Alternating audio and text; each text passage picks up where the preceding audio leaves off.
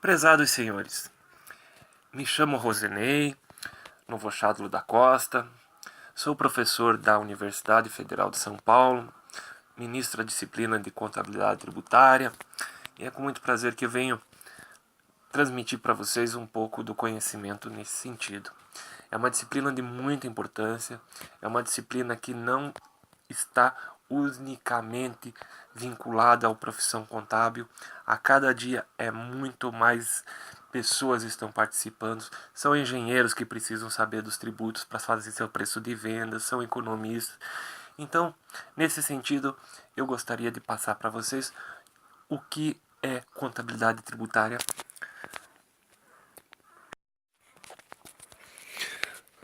O Brasil sempre teve uma contabilidade meio focada para o fisco, né? Passamos por isso vários anos. Tivemos a época de inflação e isso foi sempre sendo, como eu posso falar para vocês, sempre foi alinhando a contabilidade para que ela se tornasse uma contabilidade fiscal.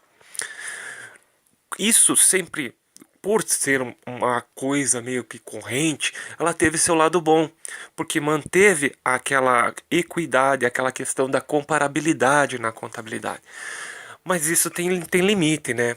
O mundo hoje está crescendo, o mundo hoje é uma contabilidade praticamente universal, onde todos estão focados a buscar a, a mostrar aos usuários o aspecto societário, a importância da contabilidade, não só no aspecto fiscal. Então, separamos isso depois da Lei 11.638 de 2007, separamos a contabilidade fiscal da contabilidade societária. Eu prefiro chamar de compliance fiscal, porque nós, na contabilidade societária, nós temos que ter uma estrutura de relatório financeiro padrão. E na contabilidade fiscal nós temos que ter também. Nós temos que ter a societária e ajustar ela numa nova formatação que se chama o famoso hoje SPED, FCONT, FD, ECF. Então é nesse sentido, assim, vamos conhecer um pouquinho mais do compliance fiscal. No direito tributário, nós temos duas pessoas, aquele que cobra e aquele que paga. O governo é o sujeito ativo, aquele que tem o direito de cobrar do contribuinte. O contribuinte é o sujeito passivo, aquele que tem o dever de pagar. Então nós temos esses dois agentes que sempre vão estar ligados aos tributos. Bom, o sistema tributário nacional ele é dividido em várias hierarquias, né? A primeira é a Carta Magna. É ela que vai ter boa parte dos princípios, é ela que vai determinar. Vamos pegar como exemplo.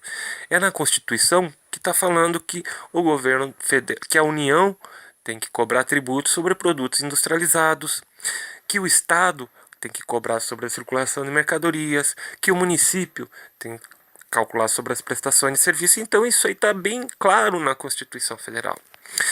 Depois da Constituição Federal, nós temos as emendas constitucionais, né? Que também tem suas alterações tributárias, mas na contabilidade tributária eu não vou entrar muito nesse aspecto. Na sequência temos a lei complementar. A lei complementar é interessante que ela olhando no aspecto fiscal contábil, ela digamos assim, é a linha mestre de cada tributo. Se eu pegar a lei complementar do ICMS, você vai ver que existem as regras assim que cada estado tem que adotar. Nós temos uma particularidade no Brasil que o Código Tributário Nacional, que foi a Lei 5.172 de 1966, foi criado antes da Constituição Federal. É importante entender que ela tem o status de lei complementar. Daí nós temos as leis ordinárias, o decreto, vamos falar bastante, guardem esse número, decreto 3.000/99, é o decreto do regulamento do imposto de renda.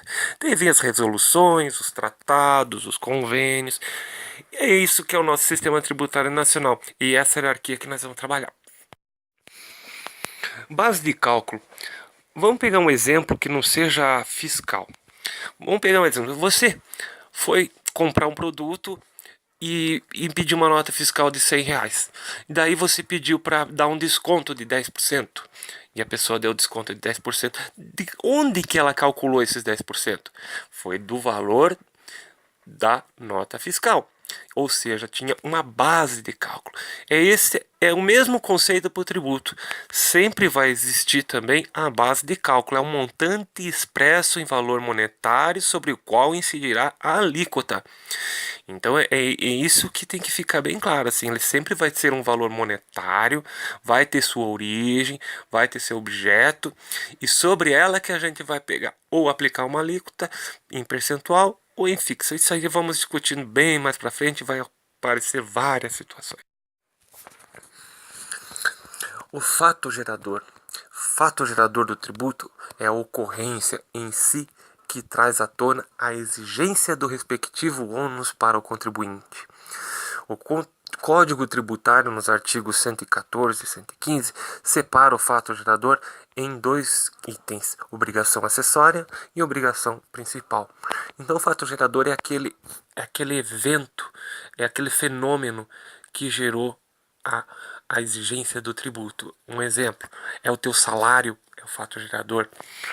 A circulação de mercadorias é o fator gerador. Ou seja, é tudo aquilo que, que você que gera a riqueza, que aumenta a circulação, que faz isso. Então nós temos dois tipos que o Código Tributário fala, que é a obrigação acessória. A obrigação acessória vocês conhecem bastante. Aquela declaração de imposto de renda pessoa física que vocês entregam no mês de abril é uma obrigação acessória. Você não paga o imposto na hora que você entrega a declaração. Você paga o imposto se teve algum ajuste depois. Esse valor que você pagou depois do ajuste que você paga num DARF é a obrigação principal. Então a obrigação acessória é aquela de informar. E a obrigação principal é aquela de pagar. A alíquota. Nos termos do direito tributário, a alíquota é caracterizada como um percentual ou valor fixo aplicado sobre uma base de cálculo para calcular um tributo. O fato gerador do tributo é a ocorrência. Então, nós podemos um exemplo. Vamos supor, eu comprei um produto que tem um ICMS de 18%. Esse 18% é a alíquota. A alíquota, ela pode ser um exemplo. Ela pode ser fixa. O governo pode falar assim: esse valor é fixo e todos vão pagar em cima dele. Ou pode ser em percentual. Quer ver um exemplo? Pode ser fixo. Quando você vai na prefeitura e vai retirar um alvará, tem uma taxa fixa. Aquele é um exemplo de um valor fixo que o fisco pode usar. E o percentual é aquele que varia de situação. Um exemplo, varia do estado, varia do município, varia do contribuinte, se é um pequeno porte, de grande porte. Tá ok? Entenderam? Para fixar os conceitos: ICMS, Imposto de Circulação de Mercadorias e Serviços. Fato gerador: a circulação de mercadorias. Qual que é a base de cálculo? É o valor da venda, o valor final da nota fiscal. Qual é a alíquota? A alíquota é de 18%, estabelecida por um critério definido em lei. E o ISS? É de competência do município, é imposto sobre serviço. Qual que é o fato gerador? O fato gerador é a prestação de serviço conforme a tabela prevista. A base de cálculo é o valor do serviço prestado.